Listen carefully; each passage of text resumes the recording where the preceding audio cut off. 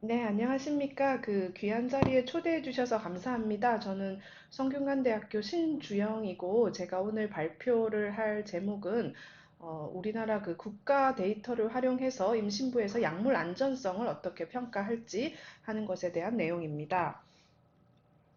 우선 제가 그 임신부에서 약물 안전성 평가를 위한 자료원을 좀 소개해 드리고요.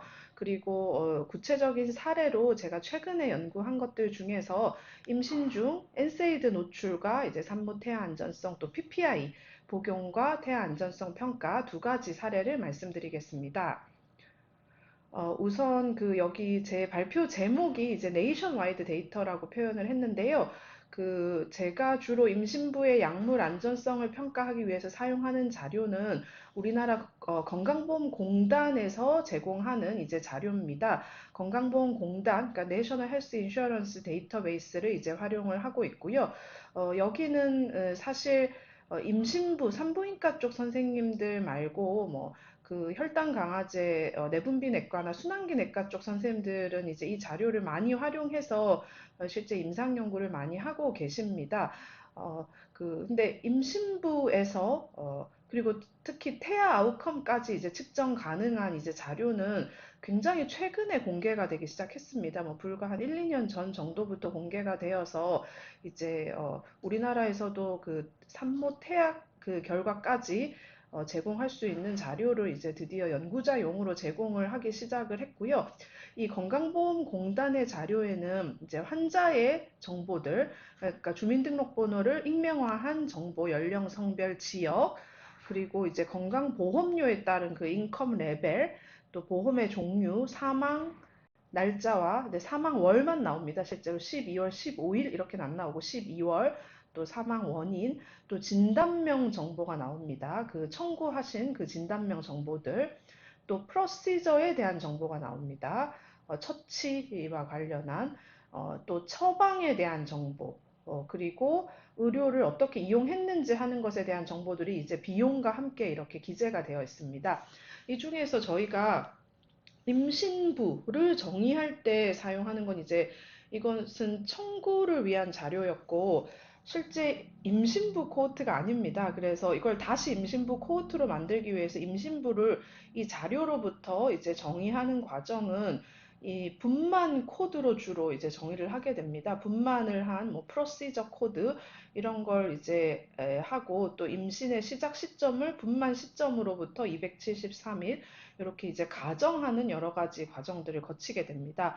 건강보험공단 자료에는 이 건강검진 자료가 있고요. 건강검진 자료에는 키, 몸무게, BMI, 스모킹 이런 것들이 이제 다 들어가 있고 랩 테스트 결과로 혈압, LDL 이런 것들도 함께 들어가 있습니다. 또 사실 우리나라의 귀한 네이션와이드 데이터가 이제 영유아 검진 자료도 함께 얻어서 활용을 하실 수 있습니다. 이런 건강보험공단과 관련한 키 레퍼런스로는 이제 건강보험공단에서 직접 발간하신 것도 있고요. 심평원에서 발간하신 것도 있고 해서 이제 인터내셔널 저널 오브 에피데미올로지 이제 이런 저널 또 국내 SCI 저널, JKMS 이런 데 이제 출판된 많은 논문들을 이제 참고하실 수 있겠습니다. 특히 이제 그 산부인과 선생님들, 그리고 이제 제가 그 오랫동안 임신부에서의 약물 노출 평가를 이제 되게 하고 싶어 했었는데, 우리나라에서는 사실 할 수 있는 환경이 아니었습니다. 제가 박사과정 공부를 할 때나 그 포닥할 때는. 근데 최근에 이제 이런 mother child linkage 자료가 드디어 제공되기 시작했고요.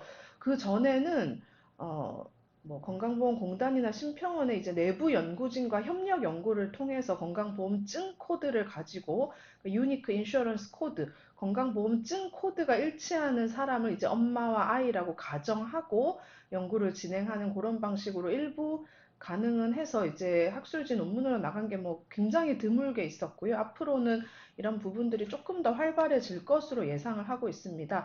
건강보험증 코드를 활용하긴 하지만 이 연계율은 사실 70에서 80% 정도밖에 되진 않습니다. 그래서 그런 부분들 아직은 조금 더 개선이 이제 필요한 부분이고요. 모든 패밀리 멤버가 싱글 인슈어런스 코드를 가지고 있고 또 만약에 그 부모님이 이제 두 분이 다른 각자 직장을 가지고 있어서 두 개의 다른 코드를 가지고 있고 만약에 그 아이가 엄마랑 같은 코드를 공유하고 있다면 또 링킹이 될 거고요.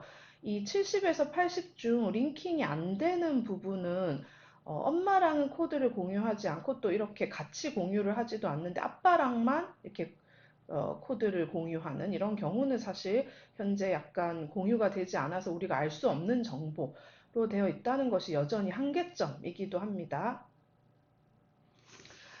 제가 이제 자료에 대해서 간단하게 소개해 드렸고, 그 이제 이그젬플 연구를 조금 말씀드리려고 합니다. 이그젬플 연구는 우선은 엔세이드, 그러니까 임신 중에 복용한 해열 소염 진통제가 아이와 엄마의 아웃컴에 어떻게 영향을 미치는지 하는 것입니다. 임신 중에 피버, 페인, 인플라메이션 이런 것들이 뭐 언커먼하지 않고요. 그리고 사실 약을 먹어야 되는데 많이 참습니다. 근데 이 엔세이드가 증상을 완화시키는 데 도움을 줄 수 있지만 이 약이 뭐 엠브리오 페이털 AE, 어드버스 이벤트가 있을 수도 이제 있다라고 이제 알려져 있고요. 그렇지만 사실 이런 것들이 보면 동물 실험 데이터는 많지만 실제 환자에서의 이런 특히 대규모 역학 데이터는 이제 당연히 충분하지 않은 상황입니다. 요즘 이런 데이터들이 많이 나오고 있거든요. 특히 하버드의 요런 우리나라와 비슷한 데이터를 활용하는 약물역학 그리고 산부인과 이런 공동으로 연구하는 그룹 또 유럽은 좋은 레지스트리를 가지고 있습니다. 그래서 그런 데서 또 많은 연구들이 나오고 있긴 하지만 여전히 이제 엔세이드에 대해서는 아직도 굉장히 일반적으로 많이 사용하는 약이지만 인컨클루시브한 상황입니다. 어, 그러는 동안에 이런 레이트 프레그넌시, 그러니까 후반부에 엔세이드를 복용하는 거에 대해서는 조금 그래도 에비던스가 있습니다. 20주 이후에 복용하는 것에 대해서는 좀 어보이딩 하라는 이런 미국 FDA의 세이프티 커뮤니케이션이 발표된 바가 있습니다. 어, 그래서 이제 저희 연구에서는 이게 초반에 복용하는 것은 그럼 괜찮은지 하는 것을 이제 그 아이의 아웃컴, 그러니까 Major Congenital Malformation이나 Low Birth Weight, 또 엄마의 아웃컴, 출혈과 관련된 이런 것들을 좀 확인해 보고자 하였고요. 비록 70% 정도의 연계율이긴 하지만 Mother Child Linked Cohort를 활용하였습니다. 저희 이제 연구 대상 수인데요. 예, 사실 이제 우리나라 데이터를 활용한 연구에서의 큰 장점이 이 부분입니다. 큰 규모라는 거 이제인데요. 우리나라 전체 엄마 아이 코호트가 300만 명 정도이고요. 이 300만 명 중에서 뭐 18세 미만 또 44세 이상을 좀 제외하고 이제 300만 명, 뭐 비슷하게 소규모 4,600명 정도가 빠집니다. 제가 사실 이거 논문 리뷰를 받다 보면 우리나라 선생님들은 이거 28세 미만 빼야 된다 그러고 미국은 이게 10대 출산이 우리나라보다 많아서 그런지 이걸 왜 뺐냐고 다시 넣으라고 막 이런 리뷰 의견을 항상 좀 많이 받거든요. 그리고 아웃컴에 따라서 이제 코호트를 조금 다르게 이제 설계를 했습니다. 아웃컴이 컨제니털 멜포메이션의 경우에는 또 약물 노출 시점들이 달라지기 때문에 이제 제외 기준이 조금 달라지고요. 아웃컴이 로버스 웨이트나 뭐 출혈 관련한 엄마의 아웃컴인 경우에도 이제 노출 시점이 조금 달라지기 때문에 이제 제외 기준이 약간 다르게 이제 적용이 되어서 최종 환자 수가 이제 전반적으로 180만 명 정도이고 그 중에서 엔세이드를 복용한 사람이 10만 명 정도 그리고 비복용한 사람이 나머지 이제 170만 명 이상이 되겠습니다. 그래서 엔세이드 복용하는 사람들이 뭐 한 15분의 1, 16분의 1 정도, 그러니까 10%, 한 5%, 6% 정도의 엄마들이 이제 엔세이드를 그래도 초반에 이제 복용하고 있다는 것을 확인할 수 있습니다. 저희가 컨제니털 멜포메이션의 경우에는 임신 중 약물 노출을 LMP 이후 90일 시점으로 해서 이제 exposed와 unexposed로 하였고요. 로버스 웨이트라든지 엄마의 출혈 관련된 것은 LMP 이후로 19주까지 잡았습니다. 이게 90일까지로 한 것은 이제 선천성 기형에 영향을 미치는 시점을 이제 고려해서 이렇게 잡았고요. 로버스 웨이트라든지 출혈 관련된 아웃컴은 이제 19주까지로 이제 이렇게 잡아서 약물 노출의 시점을 정의하였습니다. 다음 이제 약물 노출 측정 이후에 결과 변수의 경우에 그 메이저 컨제니털 malformation의 경우에는 딜리버리 이후에 이제 네오네이털 아웃컴으로 출산 후에 1년까지 이제 이런 진단명들이 나타나는지를 확인을 했고요. 그리고 엄마의 아웃컴 같은 경우는 20주부터 이제 딜리버리까지로 이제 측정 시점을 확인을 하였습니다. 공별량이랑 이제 병용약물 같은 경우는 노출 시점과 거의 유사하게 또 이제 산부인과적인 컨디션 같은 경우는 이제 임신 시작 시점부터 출산 시점까지로 조금 더 넓은 범위로 이제 측정을 하였습니다. 저희 통계 분석은 각각의 코호트에서 이제 일반적인 특징, 그 1000벌스당 아웃컴을 사실 이런 임신부 연구가 상대 위험도로 하면 굉장히 과장되게 나올 수 있어서 절대적인 리스크가 어느 정도 되는지 하는 거, 그리고 이제 임신부에서 교란 요인을 통제하기 위해서 성향 점수를 활용한 Fine Stratification Weight라는 이제 방법들을 활용을 하였습니다. 이제 결과를 말씀드리려고 하는데요. 제가 사실 지금 임신 중이라서 이 결과 되게 궁금했거든요. 물론 제가 엔세이드는 복용하지 않았지만 다른 약들을 많이 먹고 있어가지고 이제 궁금했었는데요. 이 비복용군에 비해서 엔세이드 복용군이 최종 결과값을 한번 보시겠습니다. PS 어드저스티드 이건 상대 위험도를 보시면 1.13 약간 올라가거든요. 예. 또 로버스 웨이트도 1.29. 그 이제 엄마의 출혈과 관련한 아웃컴은 오히려 이제 1에 가깝게 또 통계적 유의성이 없게 이렇게 나옵니다. 1000명당 이제 멜포메이션이 40건, 또 31건 정도로 이제 한 9건 정도 차이. 로버스 웨이트가 1000건당 54건, 또 34건으로 이제 요거는 절대적인 차이가 이제 꽤 많이 20건 정도 이제 차이가 나는 것으로 확인이 됩니다. 비교군을 이제 약을 아예 안 먹은 사람이 아닌 아세트아미노펜으로 하게 되면 사실 오히려 리스크 추정값이 약간 더 올라가는 경향도 이렇게 나타나고요. 또 약을 복용을 하다가 이제 중단한 그룹과 비교해도 이제 리스크 추정값이 약간 올라가는 경향인 것은 이제 확인이 됩니다. 저희가 약제 종류별로 이렇게 봤을 때는 이제 non-selectiv한 NSAID 1.13, selectiv한 NSAID 1.41로 NSAID 종류에 따라서 위험이 뭐 특별히 높고 낮고라기보다는 전반적으로 추정값이 거의 다 높게 이렇게 확인이 되긴 했고요. 멜포메이션에서 로버스 웨이트의 경우에도 이제 non-selectiv한 NSAID, selectiv한 이니비터 혹은 성분별로 추정값에 이제 큰 차이는 이렇게 없는 것으로 이제 확인을 하였습니다. 출혈 관련한 아웃컴 오히려 다일에 가깝거나 혹은 통계적으로 유의하지 않게 이제 나오는 경향이 있기는 했습니다. 조금 튀는 값이 여기 보면 콕스도 셀렉티브한 이니비터가 추정값이 오히려 2.64 정도로 높게 나오거든요. 그래서 이런 부분에 대해서 이제 조금 해석하는 것이 아직도 약간 어려운 그런 상황입니다. 저희가 이거를 cumulative duration, 그러니까 5일 이내로 짧게 복용한 사람, 그리고 5일에서 10일, 10일 이상 복용한 사람 했을 때, 사실 추정값이 이 정도 수치면 용량 반응 관계가 비교적 나타나는 편입니다. 열흘 이상 복용하면 1.25까지 이제 올라가고요. 그리고 로버스 웨이트도 이제 열흘 이상 복용하면 1.48까지 이제 조금 올라가는 경향을 보입니다. 어, 지금 보여드리는 그림은 사실 이런 임신부에서 약물 안전성 연구가 굉장히 많은 연구자의 조작적 정의를 하게 됩니다. 그래서 다양한 민감도 분석을 진행했을 때 결과값이 이제 좀 일치하게 나오는지를 보는 건데요.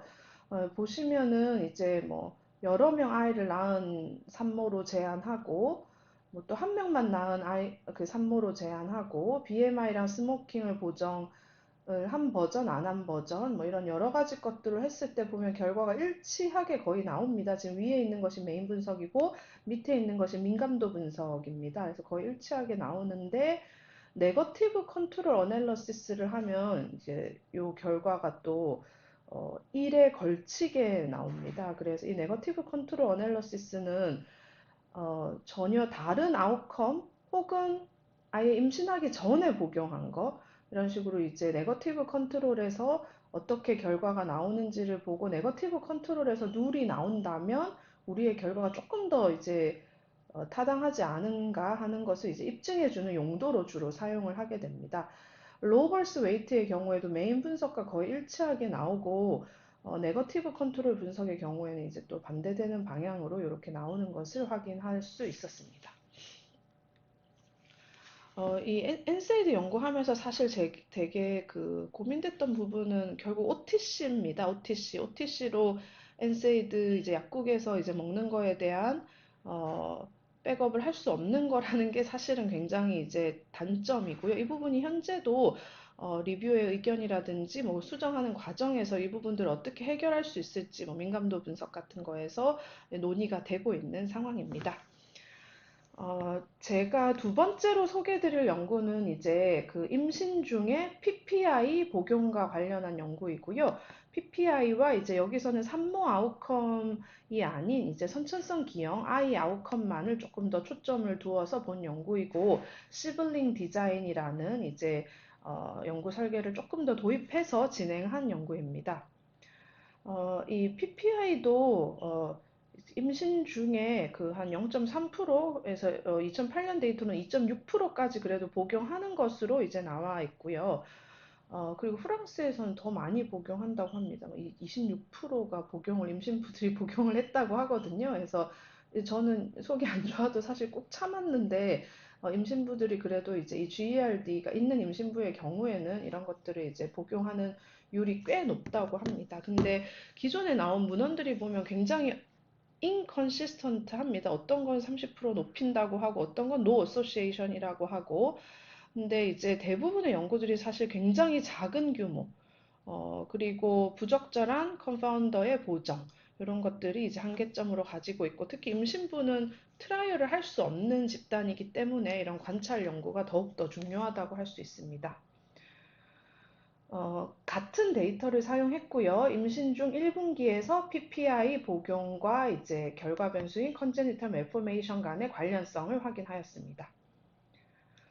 자료 원으로는 Mother Child Link 2010년에서 2020년 데이터를 이제 활용을 했습니다. 20에서 44세의 그 엄마 임신부들을 대상으로 했고요.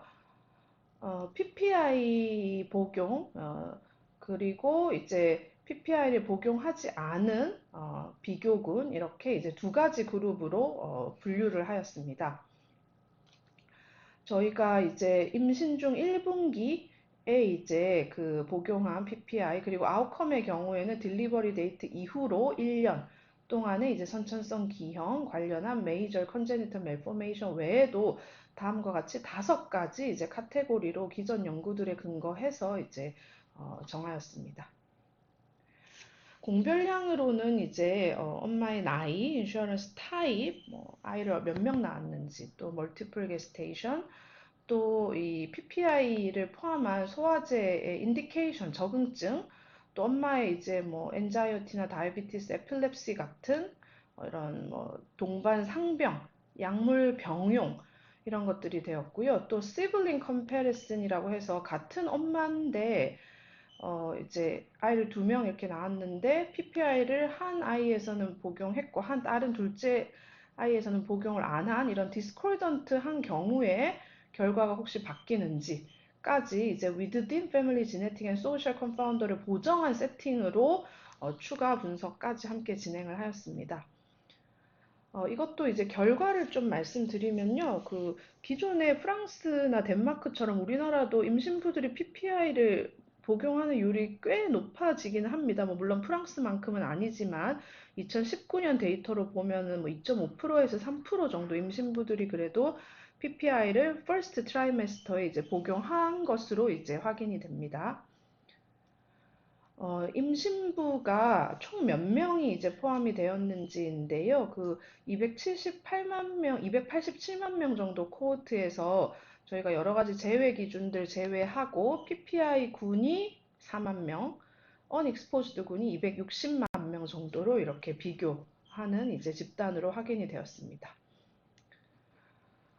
저희가 이제 그 이 두 군, PPI 복용군은 아무래도 엄마들이 요 관련된 기저질환을 다 가지고 있을 것이기 때문에 여기 데이터 그 어드저스티드 이전에 보시면 PPI를 복용한 엄마들의 엔자이어티도 더 높고 GERD는 당연히 더 높고요. 70%대 5%입니다.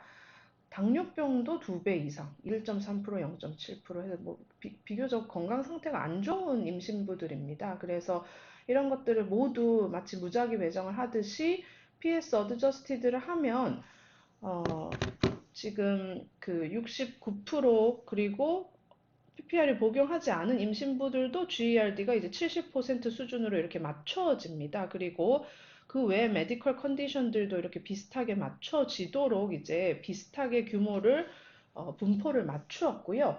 그렇게 한 상태에서 결과를 보시면 전 사실 이런 결과를 볼 때 마음이 더 편합니다. 그래서 보시면 메이저 컨제니털 매포메이션이 1000인펀트당 리스크가 497건이었고요. 복용 안 하면 396건이라서 막 거의 차이가 굉장히 큰 것 같이 보이거든요.